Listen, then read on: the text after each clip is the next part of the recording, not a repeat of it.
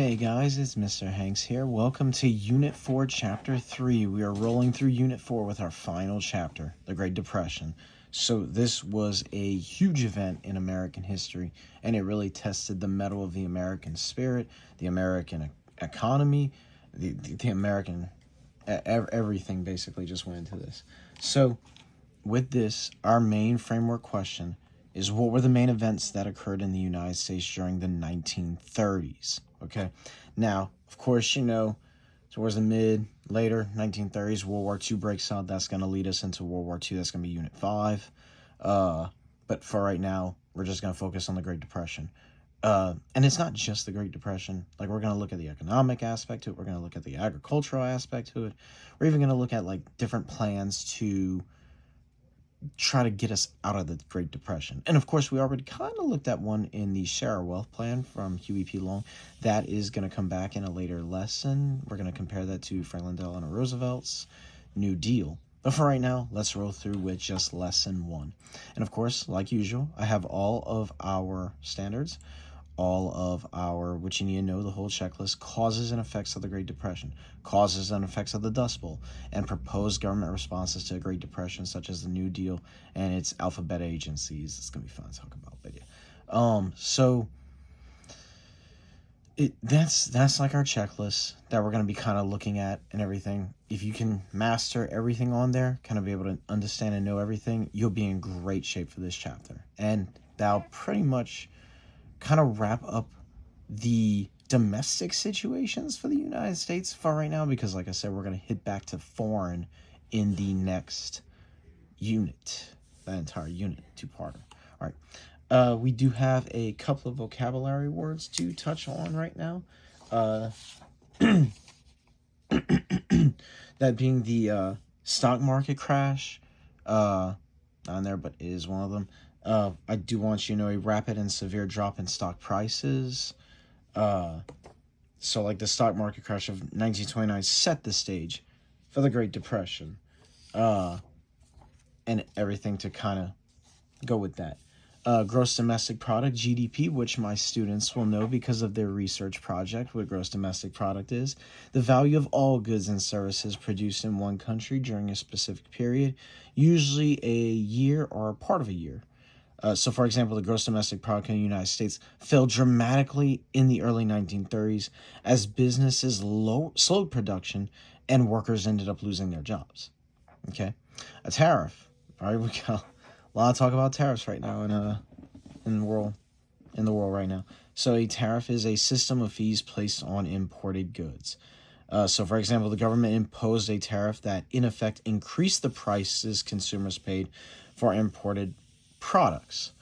So it's just making it harder to buy stuff from foreign countries and stuff like that. So the Federal Reserve, and this is the central bank of the United States, and as the nation's central bank, the Federal Reserve promotes the financial stability of the United States, its banks, and its currency. So very important. Corporate bond is a certificate from a business that promises like an interest paid on a loan. So when you buy a corporate bond, you do not gain ownership rights in that company, but you will receive regular interest payments. And I can't remember the name of the word. Like it's kind of very similar, like a dividend almost, if you want to think about it like that. All right. The bank run is an event in which many customers take their money out of the banks for fear that the banks will fail. So it's like, oh my God, the stock market is crashing. Hurry up, let me go get my money.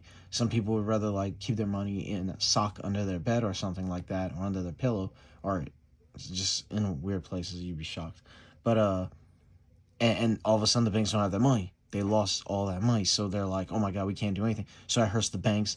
Banks got closed, and then the people that didn't get their money out can't access the money because there's no money technically in there. So yeah, crazy stuff, but that is gonna happen. Prime interest rate, the base rate of money charged by a bank for a loan. So the banks lowered their prime interest rates after the Federal Reserve set a new target to promote lending. Okay, so that one, I'm not going to cover it too much, but it is in there. Social welfare, a nation's system for providing assistance to those in need. So like Social Security, you're going to pay into if you get a job. Medicare, that's also part major, like, of the U.S. social welfare system, like retirement, stuff like that, the ability to get, like, healthcare and stuff like that, too. Foreclose.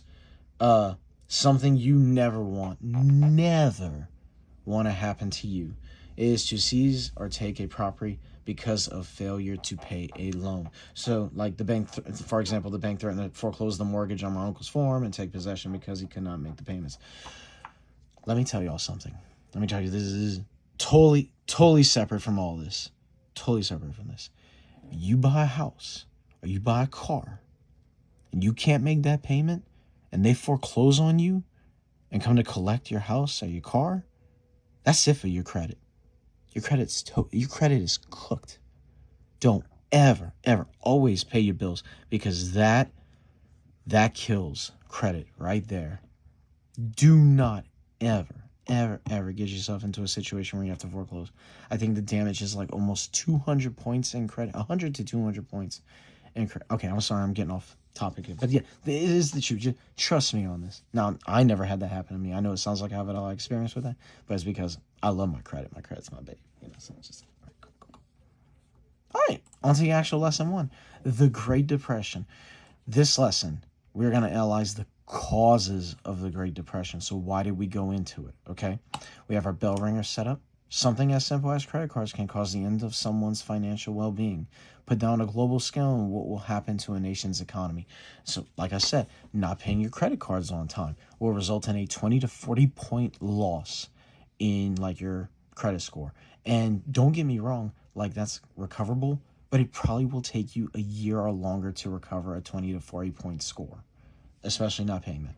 So, and that's because, you don't want to believe this, but we have replaced the gold standard with like a credit standard. And because that's so serious now, what's the words I'm looking for? The consequences of major losses like that, not paying that's going to hurt your credit score. I guess so that like credit card companies, banks are going to be hesitant, like, oh, this person's not responsible or anything like that. That's why you always want to make sure your credit score is well protected. That's almost just as important as your savings. Without credit, you can't finance or get a mortgage on a home or anything like that. You want a brand new Lazy Boy? I tell you what, the Lazy Boy I bought on sale for $800, and I paid it off in 3 months because I didn't want to pay the monthly credit on it, which would have helped my score in the long run, but still, yeah. Anyway, but I wouldn't be able to do that if I didn't have good credit. I could have bought it outright, but it kind of helped build the credit a little bit because you're going to see that kind of bump up your credit score like that. This video is sponsored by Credit Karma. Wow, I know it's not, but I'm just kidding. But it's like Credit Karma, a great way to track your credit scores and all that. I love the stock market. I love credit scores. So if it sounds like I'm nerding out on this, I'm sorry. Back to the lesson. All right, so overnight, I'm going to want y'all to read In Bayou Bridges. This is the Great Depression. So, like, this chapter, you're going to read about the Great Depression, its effects on the entire country, and the federal government's attempts to fix it. So, let's see. Where are we at? Just kind of looking over my notes. The word depression has more than one meaning. It can mean a psychological state of deep sadness, or an area that is lower than the area around it, or an economic slowdown. This chapter uses the third of these meanings. The worldwide economic depression in the 1930s is called the Great Depression because it was unusually large and momentous. Okay? So remember, students, of the federal government's response to the Great Flood in 1927, the Great Mississippi Flood, which was overseen by the Secretary of State at the time, Herbert Hoover, who we're going to learn a little bit about him. Poor guy. So I just want to reiterate that the federal government spent no money on the direct aid to flood victims. Hoover believed in a rugged individualism, a term he often used during his presidency to explain the idea that individuals should be able to help themselves without government involvement in personal economic affairs or national economics in general. So make sure you connect those facts with Hoover's limited government response to the Great Depression and his eventual relaxing of the position along the Reconstruction Finance Corporation. And in case you know America, we don't like to be told by the government, handle it yourselves, because we become so reliant on the government. So yeah. So as you're reading in the Great Depression, know that Congress established the Federal Reserve Bank, or the Fed, in 1913 in response to a series of bank failures that made it difficult for consumers and businesses to obtain credit. Federal Reserve acts as the central bank for the United States, like I said earlier, and the federal bank regulates individual banks and establishes monetary policy. So when it comes to the Federal Reserve's monetary policy, it has like a dual mandate to it, to pursue maximum employment and to keep prices stable. And I think I told my students that already. In your country, if you're president, you want unemployment low. That is a huge flex on your part for that. So it pursues these goals by adjusting interest rates and by controlling the nation's money supply. However, these goals can be at odds. It is not always possible to maintain maximum employment and keep prices low at the same time, because you got to be able to pay your employees as well. Okay? So just some little facts like that to kind of go with it. While you're reading, I do want you taking notes on that, kind of breaking down, because I want you really pointing out like what caused, the what is very important, what caused the Great Depression in this one. And we have 3 questions to go with that reading that you're going to do overnight. And that was, what was the Great Depression? Why did President Hoover believe the federal government should take only minimum measures to respond to the Great Depression? What role did the practice of buying on margin have on the stock market crash from 1929 and the Great Depression? So just kind of the Great Depression, basically like the longest and most severe economic downturn in American history, characterized by reduced industrial output, bank failures, high unemployment, and increased poverty. Hoover believed government should rarely intervene in the economy, which kind of led to him being somewhat seen as like a lame duck president. He thought that the direct government involvement in the economy would make people too dependent on the government. Imagine that. And he thought the economy would eventually pull out of the economic crisis if left alone, and that wasn't going to happen. Well, I mean, technically it does, but that's an outside source from World War II. Buying on margin plays several roles in the stock market crash in 1929 and the Great Depression.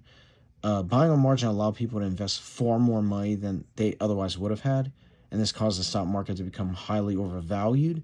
So the price of the share of the stock did not reflect the actual value of the company. So by October 1929, stock prices were nearly doubled what they had been on 18 months earlier. But people kept buying on margin because they expected prices to continue to rise. And for many people, buying on margin meant they could not afford to sell until the stock rose. And it's a lot of buy low, sell high type stuff with the economy, stuff like that. So you come to my class, everything like that, everything's good. We're going to go over that. And we're going to once again take a look at the Gallup's map of Louisiana. Not really, but we're going to look at the stock market. I don't know why it's in there. I got to change that. So we're going to look at the stock market crash of 1929. The stock market boomed during the 1920s, and this is just different parts of like readings. So we're looking at all of these things and talking about what led to the stock market crash, what led to the Great Depression total. All of these individual things add up. So I should literally, I'm going to do it right here. Come on, there you go. Causes. Long video, but interesting details. Because I'm kind of fascinated by the stock market. Like I said, I'll buy trade stuff too. So we're going to look at the stock market crash. We're going to look at overproduction, which means pretty much producing more than what people needed. And there's the whole thing with supply and demand. Supply goes up, demand goes down. Demand goes up, supply goes down. And all the prices and stuff is affected by that. We're also going to look at war debt and tariff policy. So we still have that war debt from World War I. We're still helping Europe kind of rebuild and everything like that. Different things like that. The monetary policy and bank failures, how people hurry up ran, got their money out and everything like that. And a few other little minor things. And we'll break that down in class. Our DOK question is to draw conclusions about the long-term effects of the Great Depressions on future economic policies. So what can you kind of relate that to today? Like, how does the economy of like foreign and domestic affairs, how does those impacts, tariffs, all that, how does that affect our pocketbooks? How does that affect us? I do have like a little cute little picture right here. We're going to talk about that briefly in class with the stock market crash. And then the exit ticket. How did the consumer culture of the Roaring Twenties contribute to the Great Depression? I realize you rely a little bit on Unit 4, Chapter 1. Consumer culture, we talked to that as people's like all go and buy stuff, you know, materialistic, basically me. But yeah, that's pretty much it. So compare that. How did that lead to the Great Depression? People not fully understanding credit, people not fully understanding that they had to pay stuff back, stuff like that. other than that, that is it for this quite a lengthy, long chapter, but so much good information and how we should kind of try to like avoid these things in the future.